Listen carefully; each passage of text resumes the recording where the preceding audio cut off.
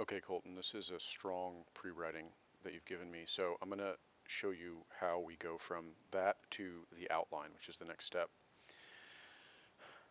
The list of 15 items we've already grouped them by events and by 5 things only you have, and then major character traits, right? But they don't have to stay in that group when we plan the essay. So what I mean by that is that the outline calls for 3 topic sentences. Now these are going to be the foundations, these 3 sentences of our body paragraphs. You'll hear me use the word topic sentence, and you'll hear me also use the word claim sentence.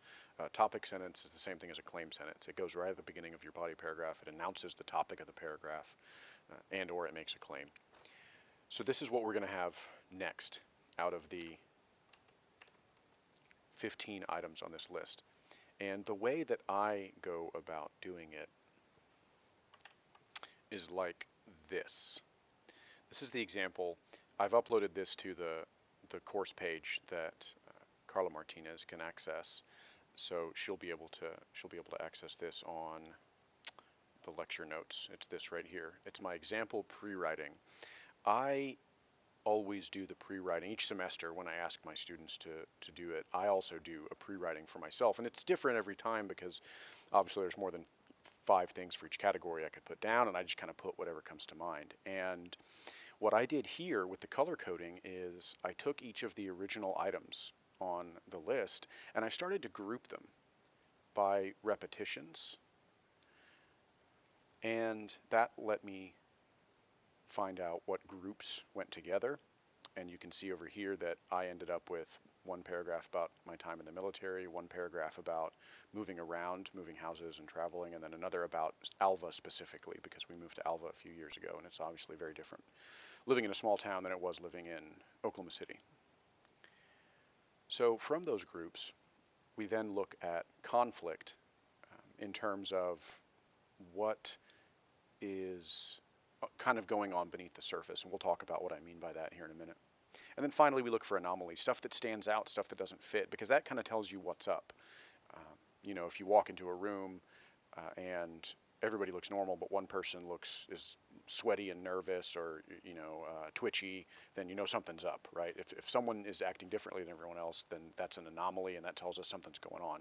And it's the same thing with a pre-writing for an essay, a group of, in this case, instead of people, we just have a group of facts about you, right? A room full of facts, if you will. So we're going to go through that process, and there's no wrong way to do this. So when we start grouping things in repetition, what I've done here is I've just copied and pasted your pre-writing into MS Paint. And if we look at this and we say, okay, we could have one about your home situation, because you mentioned living at home. Actually, you know what? Let's put it over here where the numbers. You mentioned, the situation at home especially with your mother, your little sister here.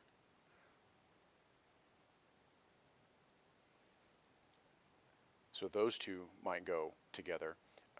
For example, if any of these 3, let's say that you're cautious because of your experiences living with a parent, who is either an addict or, an alcoholic, or, has an issue with substance, right? My mother is an alcoholic, and so that shaped me growing up.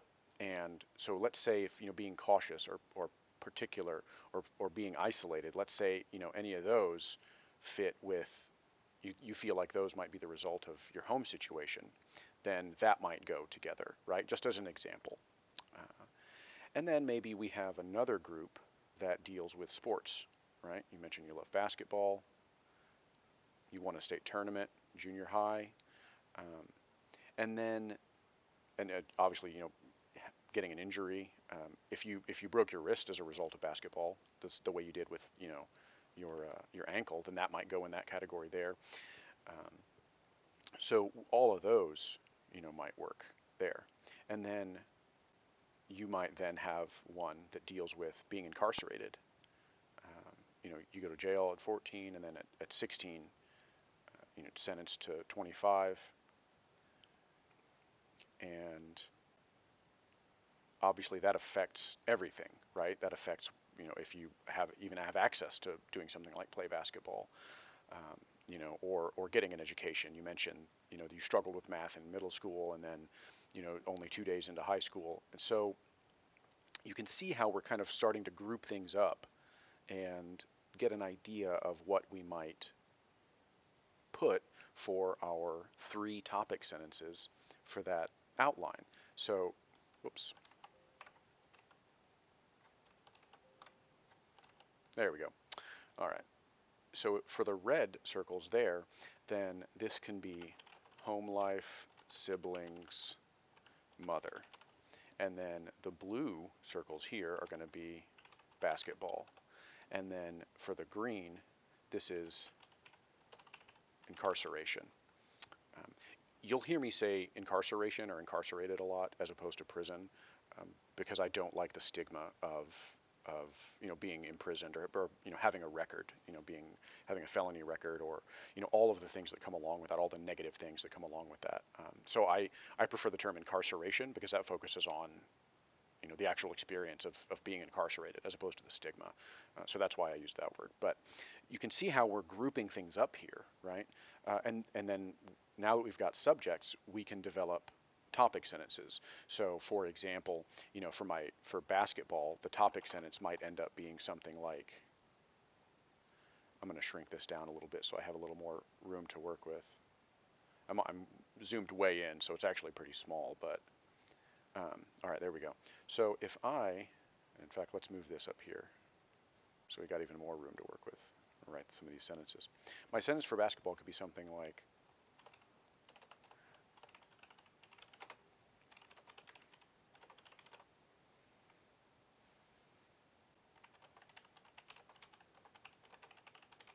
no, let's leave it at that. Leave it at that. I could simply say basketball has always been an escape for me, right? Or whatever other specific thing you might feel, whether maybe for you it was about being on a team, maybe for you it was about the movement of it, the open court. You're constantly moving. It's not like football where you have a down and then play stops and you reset, and then you have another down and then you switch teams from offense to basketball is just go go go, right? So maybe that's what it was. Maybe it was that you could play it outdoors or indoors, whatever it was that got you into basketball. Put a sentence together about that, and then ditto for each one of these, right? And that's how we end up with our sentences on the outline assignment sheet here. 3 topic sentences, right? And what we've done is we've started to lay the foundation for these body paragraphs. Now, I know the thesis statement / main idea is listed first, but I've covered the topic sentences first because I think it's important. Now I'm lost. Now I'm lost among all I've opened too many windows. There it is. It's important to have the best possible main idea you can. What I mean by that is you won't know what the main idea of your essay is going to be until you've figured out what your essay is going to be about, right? The body paragraphs themselves. So I put the main idea first always because it's always the most important part of an essay, but that doesn't mean it needs to be the first part we get to. So in this example, we are using, and now I've lost it again, there it is.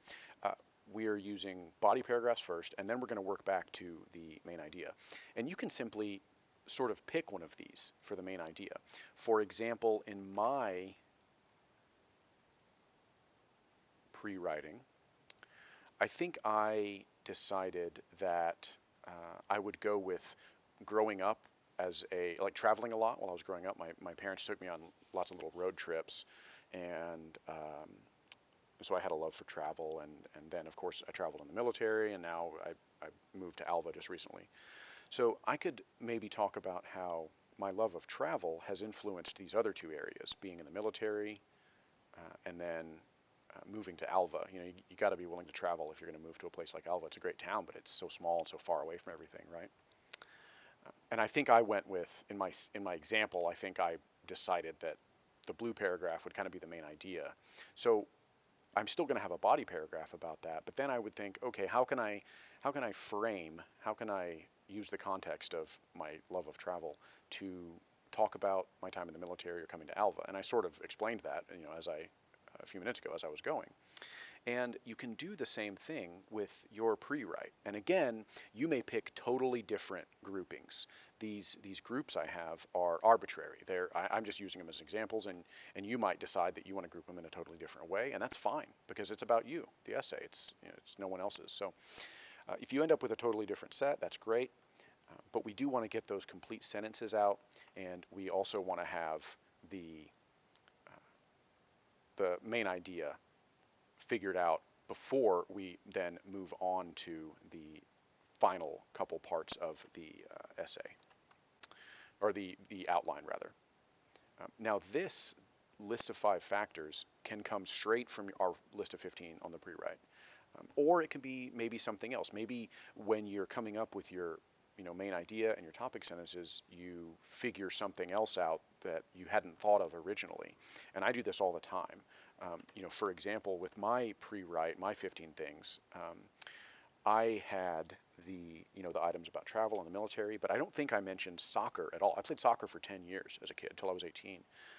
So obviously that was very formative, but sometimes I don't even remember to put that on my list. But then as I go about organizing the ideas into groups and kind of working towards the outline, I'll remember, oh yeah, I played soccer.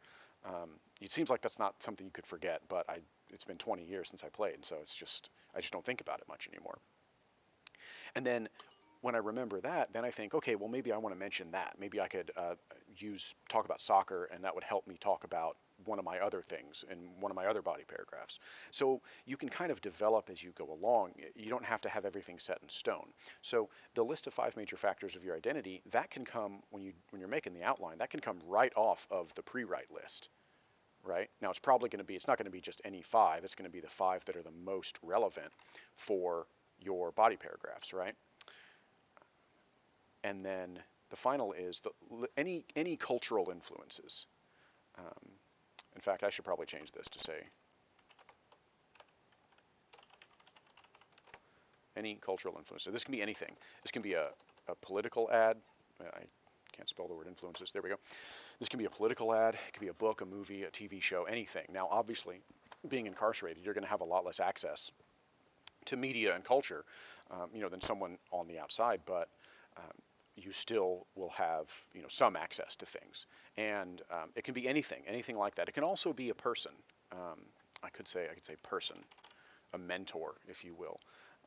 That can also be something on there. And the purpose of putting this on the outline is so that we think about the ways that society shapes us, right?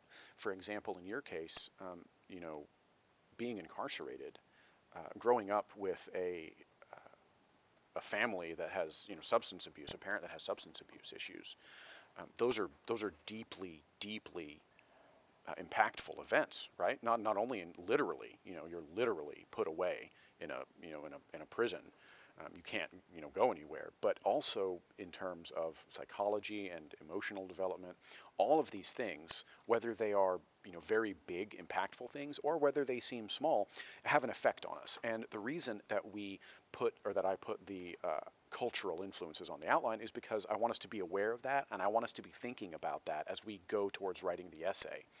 I want you to be thinking about, is there something that really heavily influenced me, from culture?